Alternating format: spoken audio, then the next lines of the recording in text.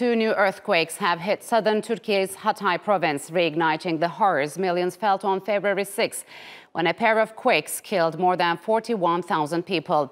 A magnitude 6.4 earthquake struck Monday evening and was followed just minutes later by another 5.8 tremor. Several people have died, with eyewitnesses reporting damaged buildings collapsing.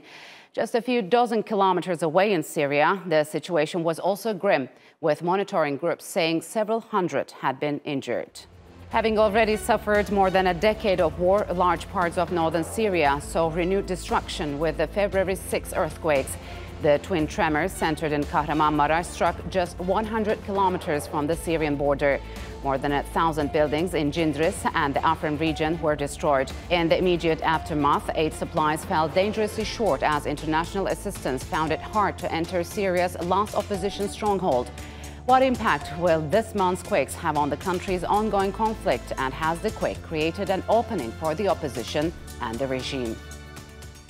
For more, I'm joined by Chris Doyle from London. He's a Middle East analyst and the director of the Council for Arab-British Understanding, and Merve Seren Yeşiltaş. She is an associate professor at Ankara Yıldırım Beyazıt University. A warm welcome to you both, and thanks for joining me on Straight Talk. So more than 2 weeks have passed since Türkiye and Syria were struck by powerful earthquakes, which killed over 50,000 people. Merve, could you walk us through these past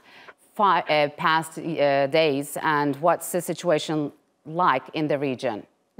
As you mentioned, I mean, we are witnessing a devastating, 7-point earthquake. They killed probably more than 50,000 people in Turkey. And according to the latest data, it is more than 7,000 people are, dead in Syria. And when we are looking at the regions, I think it is very important to mention that there are two towns, unfortunately destroyed in Afrin.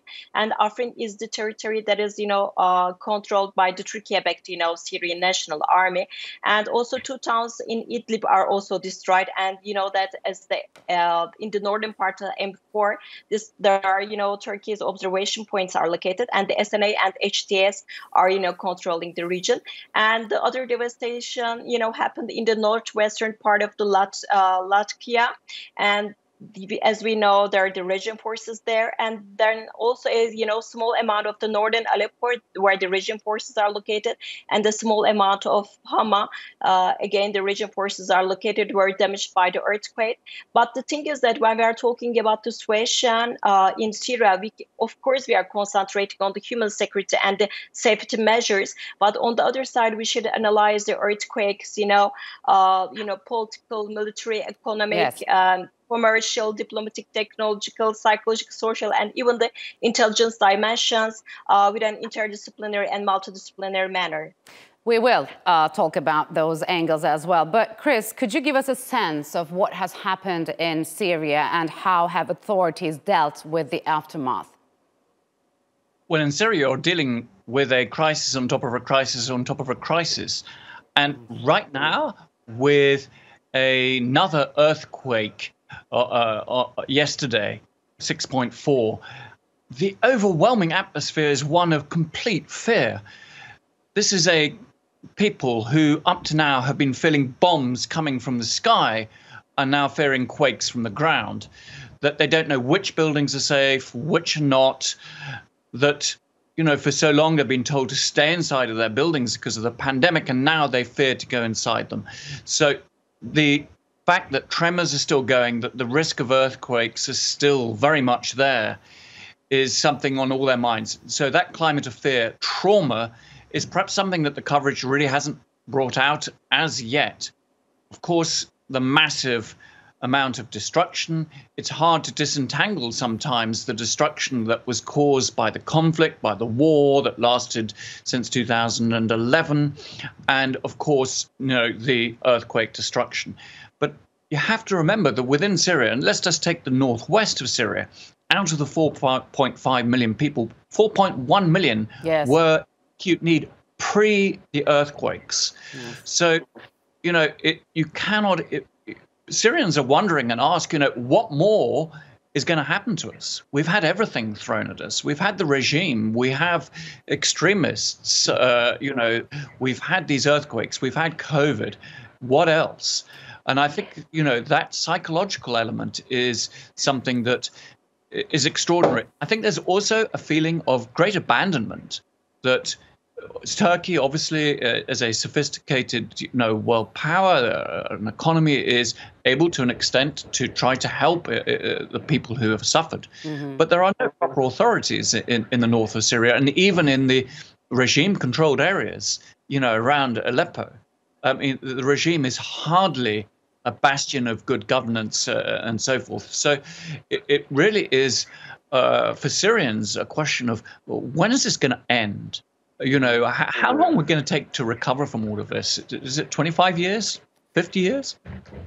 Maybe more than that. So, Merve, as Chris mentioned, according to the United Nations, the earthquake killed around 6,000 people, 4,400 of them were in rebel-controlled areas. So what does this tell us about the effectiveness and the governing capabilities of the management in those regions? I think as Chris, mentioned about the securitization with regards to the, psychological warfare and the psychological situation of the people. As we know, I think when there is a securitization at the time of the disaster, I think the countries the securitization is the most fragile state. So we are witnessing the threat and the risk, from both the states and non-state armed actors who can exploit this vulnerability, actually. So just wanted to mention one thing, that when we are looking at the threat, stemming from the, nation states, just a few days ago, Israel was bombing the Damascus. So it was showing that even it didn't stop. It is, bombings during the earthquake time. So I think this is the one ahead, and the other side that we have been also, witnessing the, the territorial control clash between the non-state actors, between the Syrian National Army, Syrian Democratic Forces, and the HDS. And this challenge is definitely critical with regards to the distribution of the humanitarian aid. So even when we are looking at the, disaster, we are witnessing that there is a territorial classification that we should determine about the current situation and the measures with regards to this territorial classification as well. And on the other side, I think it was very important because Turkey opened its two, doors for this humanitarian aid, and we have got also, as we have got AFAD, Turkey's disaster and emergency management authority, and we have got our humanitarian relief foundation, and we have got this Red Crescent, that are taking part in this, aid, and the aid humanitarian aid distribution facilities. And the other thing is that it was very important when we are looking at the humanitarian aid sent to the Syria, that we are witnessing that the Arab countries, Iran, China, Iraq, Egypt, they also, have directly to the Damascus regime. And the UN General Secretary Guterres said that please do not politicize this humanitarian, disaster issue. So, Chris, we talked about how the Syrian conflict made the flow of aid to stricken areas almost impossible. But how have international sanctions targeting Syria divided Western governments on aid delivery to Syria? Well, aid delivery has been highly politicized right from the start of this conflict. All the actors, to a degree, have some responsibility for this. The Syrian regime, for starters, it made it very clear that it was not going to deal with or have anything to do with those actors who provided aid into opposition areas. So what we call cross-line aid between the regime-controlled areas into the opposition-controlled areas is extremely limited.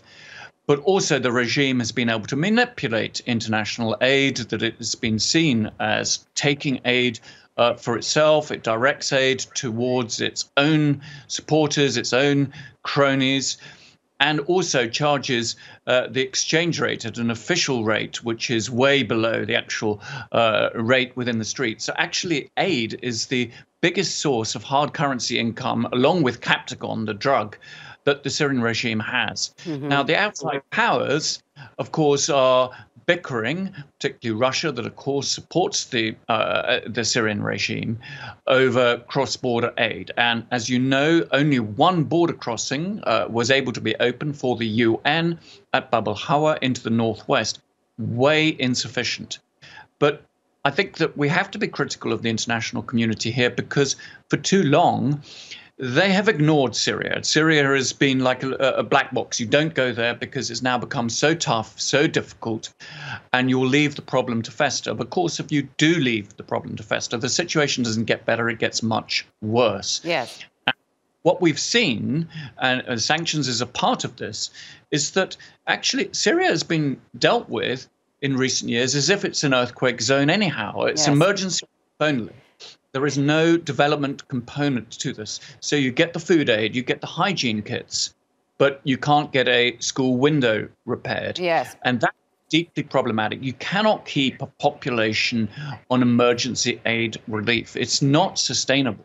So let me remind you of some European official statements, because the European Commission just 5 days before those major earthquakes sought additional funding to shore up the border between Türkiye and Bulgaria to prevent refugee crossings. And Belgium's Prime Minister De Croo, right after those devastating quakes, called for emergency aid for the area and expressed his concerns that the earthquake could trigger a new wave of refugees. And he said a good deal should be made with Turkey. Merve, what does this tell us about the European approach towards the region? And is this likely to change?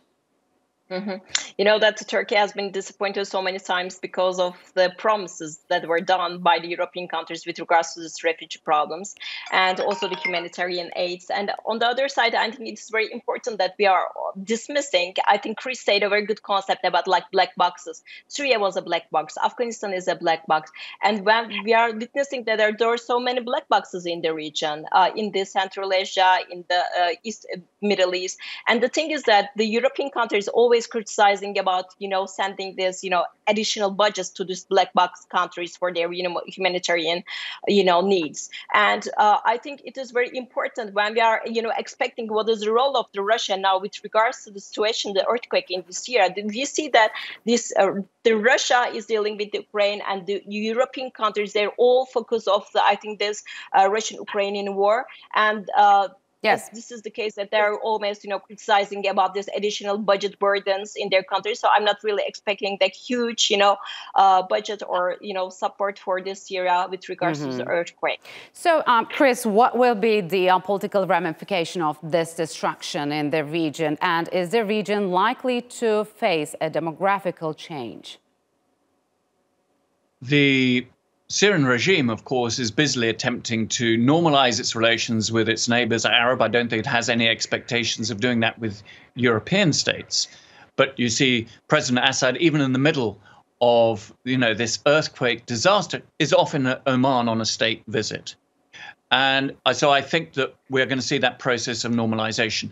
But very crucially, this isn't just a question of money and donor aid that comes from these powers. We have to re-examine the model of how aid goes into Syria and what sort of aid. We have to move away from that emergency relief. Now, if we don't, then yes, the chances of increased refugee flows are going to increase massively because you are not dealing with the root of the problem, the drivers of why people want to leave. There is nothing for the people in Idlib, in northern Syria right now, no reason for them to stay there, every reason to leave.